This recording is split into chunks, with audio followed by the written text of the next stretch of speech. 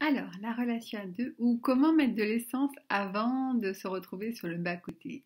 La relation à deux, c'est un peu comme la gestion d'une voiture. Ça veut dire qu'on peut très bien attendre d'avoir le signal de l'essence pour mettre de l'essence, ou bien mettre de l'essence au bout d'un certain nombre de kilomètres parce qu'on sait que normalement, au bout de 150 kilomètres, on a besoin de mettre de l'essence, ou bien on fait fi des kilomètres, on fait fi de la lumière du, du tableau de bord qui dit attention, il n'y a plus d'essence, et on se retrouve sur le bas-côté, au bord de l'autoroute, en se disant ah mince, ma voiture n'avance plus.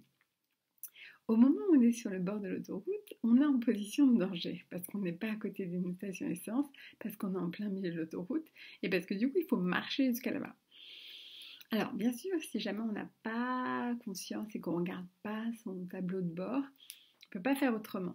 Le mieux, c'est peut-être d'essayer de regarder régulièrement son tableau de bord pour voir on en est où de l'essence et de ne pas attendre d'être sur le bas-côté pour faire ça. Pourquoi je dis ça?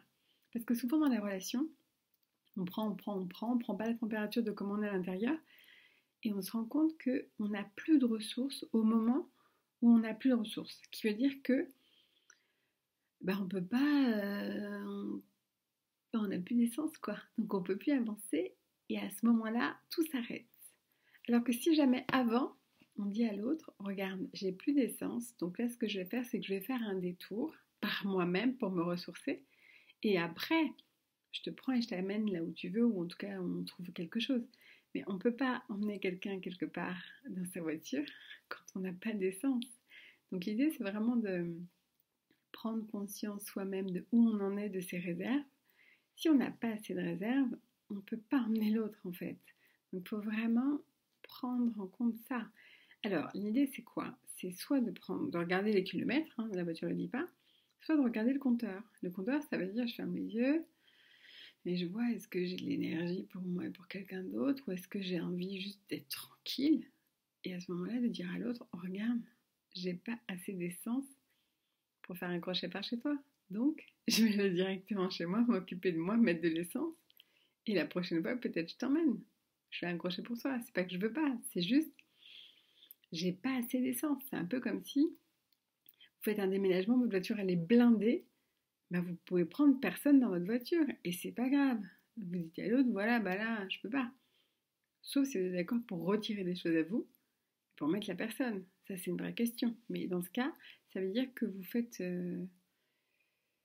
Vous devrez faire des voyages pour vous. Pourquoi pas? C'est possible aussi qu'on fasse ça. Mais l'idée, c'est de communiquer avec l'autre pour dire j'ai pas de ressources, j'ai pas d'essence. C'est pas que je veux pas. J'ai pas d'essence en fait. Tu me demandes de faire 30 km, j'ai de quoi faire 10 km. Et moi, j'habite à 5 km. Donc je vais rentrer chez moi et je me mets de l'essence. Et après, éventuellement, je t'aide. Peut-être que la personne me dira ouais, mais moi, j'ai pas envie de faire le détour. Bon, dans ce cas, trouve un autre moyen. Moi, je peux pas t'aider.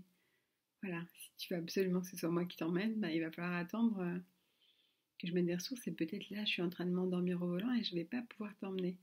Et c'est ok. La personne, elle peut se débrouiller sans vous.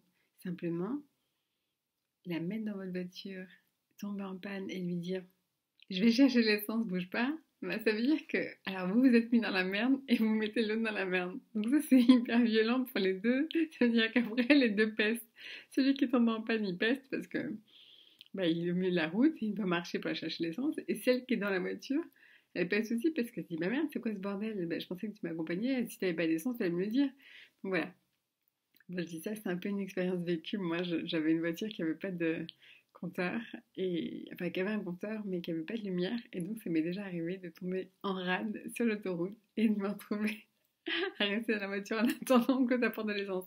Bref, tout ça pour dire que si on anticipe, on a plus les ressources et de dire à l'autre, non, c'est pas ok pour moi. Alors que si on est déjà sur la réserve, on n'a pas les moyens de dire à l'autre gentiment et avec douceur, écoute, là, c'est pas que je veux pas, c'est que je ne peux pas. Et c'est ok de pas pouvoir, en fait. Dans une relation, ce qu'on veut, c'est que ça se passe bien avec l'autre. Et parfois, c'est en disant, écoute, là, je suis désolée, je ne peux pas.